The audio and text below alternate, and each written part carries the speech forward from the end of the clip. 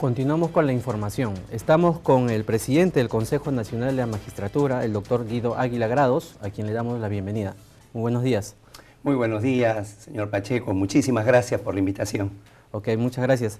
Gracias a usted por participar con nosotros. Lo primero que tenemos que preguntarle, y hablando obviamente sobre la coyuntura actual, es ¿cuál es la reflexión, tomando el caso de los jueces últimos que soltaron pues a casi 42 detenidos, tanto el de la Corte Superior de Justicia de Huaura como el otro juez Ernesto Mendivil, que soltó más o menos a unos 13 detenidos? O sea, ¿cuál es la reflexión que ha hecho la institución sobre estos casos puntuales en los cuales han salido en prensa, ¿no? Muy bien. Nosotros hemos hecho dos reflexiones. La primera de ellas, el papel que le compete aquí al Consejo Nacional de la Magistratura es tomar nota de estas decisiones, seguir atentamente cuál es el procedimiento de las investigaciones que se han desarrollado, de tal forma que cuando lleguen al Consejo Nacional de la Magistratura pueden llegar de dos formas. Pueden llegar cuando los magistrados titulares pasen un procedimiento de ratificación, o pueda que algún magistrado titular, el órgano de control de la magistratura, pida su destitución. No hay otra forma de que el Consejo Nacional de la Magistratura pueda ingresar de manera directa. Y la segunda es que esto, pues muchas veces nosotros vemos, o a la ciudadanía se le ofrece, señor Pacheco, una versión desde la superficialidad, ¿no? Tal juez liberó, ¿no? Yo pienso de que la labor que tenemos nosotros, los órganos que formamos parte del sistema de justicia, es hacer un análisis más profundo. Por ejemplo, cómo se llevó el proceso. Digamos, en ambos casos, fíjese usted, tanto en el de Huaura como en el de la Sala Penal Nacional, ambos jueces han coincidido en que ellos no podían hacer otra cosa porque era el Ministerio Público el que no había apelado o el que no había sustentado de buena forma. Entonces, hay que analizar, creo yo, el tema de la resolución en sí, del procedimiento de una manera más técnica, más profunda, para así tener una idea cabal. Es decir, el ámbito es que lo que surge es la decisión del juez, pero tras la decisión del juez hay todo un proceso. Y una cosita más... ¿Cómo explicarle al ciudadano específicamente esto, ¿no? O sea, que si bien es cierto, lo que refleja el ciudadano es lo que usted ve de manera, como lo ha explicado, de manera de la superficie del tema, ¿no? Así es. Pero ¿cómo explicar al ciudadano que también que existe un procedimiento delante todo, por todos estos casos, ¿no? O sea, existen unos procedimientos y cómo explicarle que fue por culpa del procedimiento que no se llevó a cabo de repente lo que se había sustentado tanto a la Policía Nacional? Es una posibilidad, no puede ser que sea una decisión equívoca, errada del juez, pero es una posibilidad eso, ¿no? Yo pienso que allí es donde ingresan, digamos, canales de televisión como este, como el del Poder Judicial, medios de comunicación que son... que están al lado de los protagonistas del proceso, para realizar esta labor, si se quiere, educativa, para que de alguna manera se entienda de que en un proceso, sobre todo con el nuevo Código Procesal Penal, ¿no?, el juez no puede ir más allá de lo que pide el fiscal, o cuáles son, digamos, las responsabilidades que tiene el fiscal, qué le corresponde a él, qué le corresponde al juez, o a lo mejor el error ha venido desde la policía. Pienso que esa es la labor, digamos, en esta entrevista usted me está dando este tiempo, por ejemplo, para poder explicar ello. El Consejo Nacional de la Magistratura lo que tiene es esa visión macro para poder tener claro hasta dónde alcanza la responsabilidad, si es que le existe, del ámbito del tema del magistrado. Y a partir de allí hubo un comentario que hizo el presidente de la República, claro, justamente cuando, por ejemplo, el Consejo Nacional de la Magistratura no tiene injerencia directa, máxime en el caso del juez de Huaral, ¿no?, que es un juez supernumerario. Entonces no fue nombrado por el Consejo Nacional de la Magistratura, sino por el presidente de la Corte Superior de Justicia de Huaura, que seguramente lo hizo evaluando, tomando en cuenta lo mejor. Y sin embargo se ha dado esta situación, pero muchas veces se piensa de que es el Consejo Nacional de la Magistratura el que tiene que ingresar de manera directa. No, no tenemos esa atribución, y por último, en este caso, era un juez supernumerario. Dime, ¿en todo caso cree que hay una responsabilidad conjunta, digamos, de diversas instituciones en el tema? No podríamos aventurar a ver esto si todavía esto radica en el ámbito de las investigaciones. Todavía está en proceso, ¿no? Está en un procedimiento de investigación. Sin embargo, lo que sí llama a encender todas las alarmas es esta posibilidad de que se dice, no, la responsabilidad recae en el juez, no, recae en el Ministerio Público. Entonces, pareciera de que necesitamos, y esto es lo que va a hacer el Consejo Nacional de la Magistratura, va a convocar, sobre todo cuando se trate de criminalidad organizada, a jueces y a fiscales que ven todos los días, para que nos señalen ellos dónde encuentran la mayor dificultad y nosotros tener como órgano técnico, ¿no?, una visión real y poder calificar los hechos suscitados con el menor margen de error. Ahora, si bien estos casos fueron sonados, obviamente por ser tanto acá en la capital, es tanto así que hasta el Ministerio del Interior se pronunció sobre el caso, pero ¿cómo hacemos con los casos que suceden supuestamente día a día en los órganos de manera descentralizada, ¿no? ¿Cuál es la labor descentralizada del Consejo Nacional de la Magistratura en ese caso? Porque si bien es cierto, como lo repetía, esto puede haber sido acá en Lima, pero se sabe que puede haber casos en diferentes regiones del país. Así es. Estos han sido, digamos, no los casos más visibles, pero hay otros casos que pueden multiplicarse y no se da. Mire, acá tenemos nosotros una limitación muy grande como Consejo Nacional de la Magistratura, ¿no? Muchas veces, no muchas veces, le voy a dar una cifra, todas las semanas llegan un promedio de 18 escritos al Consejo Nacional de la Magistratura quejándose de conductas disfuncionales que tienen diversos magistrados, jueces y fiscales en todo el país. Y a veces la gente que lo presenta... Disculpe, sí. Cuando hablamos de conductas disfuncionales, ¿específicamente de qué hablamos? Hablamos de liberaciones indebidas, hablamos de casos archivados injustificadamente, hablamos de maltrato, ¿no? Hablamos de conductas que no se condicen, digamos, con la altura que debe tener un magistrado, una vida privada desordenada, licenciosa, de diversos nos llegan. Y nosotros no podemos hacer nada. Yo siento que a las personas le queda la sensación de impunidad.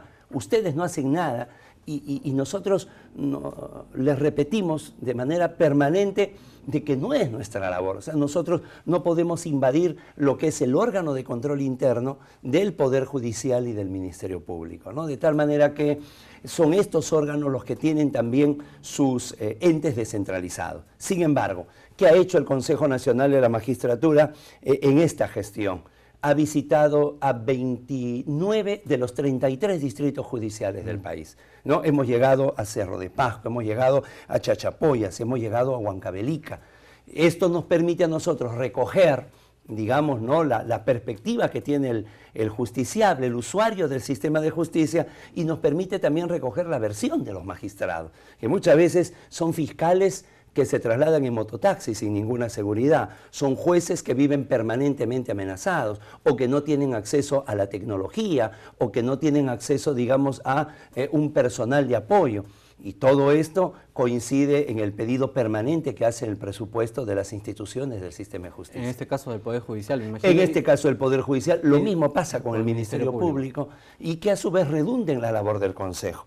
Nosotros, por ejemplo, hay 1001 fiscales provisionales y el Consejo Nacional de la Magistratura no puede tomar, digamos, la decisión de convocar un concurso para las 1001 plazas porque el Ministerio Público, luego nombrados, no tiene presupuesto para pagarles a estos fiscales titulares. Entonces hemos optado por convocar un concurso al 25% y así de manera gradual. Pero coincidimos de que la necesidad de magistrados titulares en estos ámbitos donde la seguridad ciudadana exige, grita, clama por una mejor justicia. Efectivamente. Siempre nos hacen la consulta a los ciudadanos. ¿Qué sucede cuando un juez o un fiscal es destituido? ¿Puede volver a postular para la entidad? ¿Puede volver a reingresar de repente mediante un concurso público? ¿Es así? Mire, eso es una pregunta muy interesante, ¿no? Textualmente la Constitución señala que el magistrado no ratificado, son dos cosas distintas, claro, ¿no? El no ratificado y el destituido. Lo que viene a ser una sanción es al destituido, ¿no? El destituido sí, hay una sanción. El no ratificado es como una suerte de no renovación de la confianza, ¿no? Del texto de la Constitución claramente nos dice que el magistrado no ratificado no puede reingresar a la carrera judicial. Sobre el destituido no nos dice lo mismo, no nos dice con esa claridad, pero se entiende que si el no ratificado no puede reingresar, el destituido con mayor razón no tendría que aparecerse en 100 kilómetros a la redonda. Sin embargo, hay el precedente vinculante Jacobo Romero Quispe del Tribunal Constitucional, donde señala de que sí, deben de postular. ¿no? O pueden postular nuevamente. Sin embargo, la línea jurisprudencial del Consejo Nacional de la Magistratura, al momento de evaluar, califica una no ratificación o una destitución como un freno muy grande para ser nombrado. Claro, porque ¿no? habría una incongruencia Habría de repente, una marcada incongruencia, ¿no? Sobre todo con la destitución. Claro. ¿No? En el ámbito de la ratificación uno puede entender, no es una sanción, claro, no ha cumplido los rangos mínimos de conducta e idoneidad, por ende podría tener una segunda oportunidad según la interpretación del tribunal, pero ya con la destitución es muy difícil, ¿no? Es más, no recuerdo de casos de magistrados destituidos que hayan vuelto a postular. Qué bueno en esa parte. Ahora, una consulta, retomando con el tema anterior, el ministro Basombrío, o sea, manifestó obviamente su disconformidad sobre los hechos ocurridos ante los jueces mencionados. ¿Ha habido de repente alguna reunión, una coordinación entre el CNM y el Ministerio del Interior sobre este caso? Nosotros coincidimos con el ministro del Interior, el ministro de Economía, el presidente del Poder Judicial y el Ministerio Público, todos coincidimos en la firma del Acuerdo Nacional por la Justicia, ¿no? Donde el presidente del Poder Judicial, el doctor Víctor Ticona Postigo, explicó cuáles habían sido estos. Es más, en su alocución que hizo en la conferencia de prensa, instó para que el accionar de alguno o algunos magistrados no se generalice como el actual reto. Sin embargo, yo creo que estos hechos que son de un mayúsculo interés ciudadano, antes de tener un rebote político debieran tener un rebote técnico, es decir, ¿no? Inmediatamente ocurrió estos casos, pedir una información, creo yo, es mi sentir, al Poder Judicial, al Ministerio Público, señores, ¿qué ha ocurrido?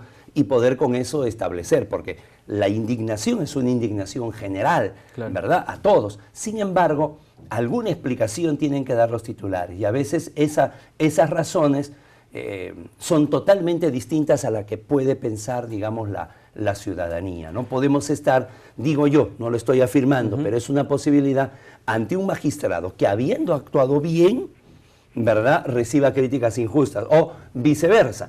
Un magistrado que habría tenido un accionar defectuoso, no se le tome en cuenta, o no sea, digamos, no sufre el escarnio que se sufre normalmente. Entonces, son diferentes circunstancias que hay que darle el enfoque técnico.